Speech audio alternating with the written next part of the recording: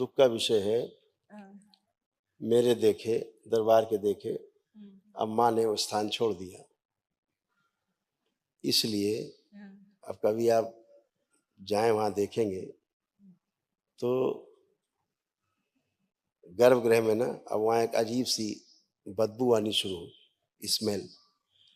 माँ ने समय दिया था वहाँ के लोगों को कि बलि प्रथा बंद कर दे। इसीलिए पिछले वर्ष भी ब्रह्मपुत्र नदी का जल लाल नहीं हुआ और इस वर्ष भी ब्रह्मपुत्र नदी का जल लाल नहीं हुआ। ये माँ का श्राप है कि बलि प्रथा अगर करोगे तो सब नरक में जाओगे। बलि माँ स्वीकार नहीं करती, ये सब दैत्यों को जाती है और इसीलिए तमाम संकट और कष्ट होते हैं। दरबार देखता है कि माँ छोड़ गई कामरू कामाख्या। अब सब माँ कहाँ है तो माँ करौली में है। इसीलिए यहाँ आने वाले व्यक्ति लोग स्वस्थ होते हैं, माँ की कृपा बरसती है सबके ऊपर।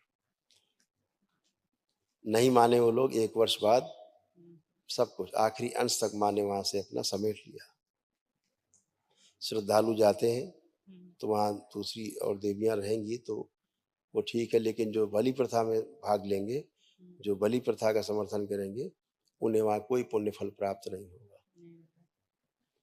जो बलि प्रथा का समर्थन नहीं करेंगे उन्हीं लोगों को दर्शन का लाभ वहाँ प्राप्त होगा। बस ये समझ लीजिए।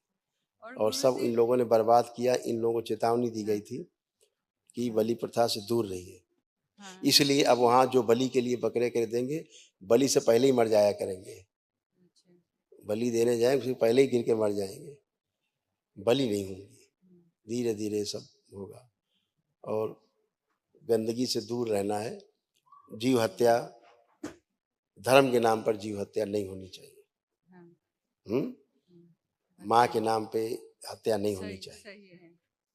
माँ सबकी माँ है। वो एक एक जीव जंतु वनस्पति, एक एक पदार्थ सब उसी से निर्मित है। वो माँ है, सबकी माँ है।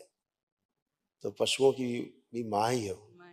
तो माँ कभी नहीं चाहेगी उसके बच्चे की उसके सामने हत्या हो, भी उसके नाम पर हो।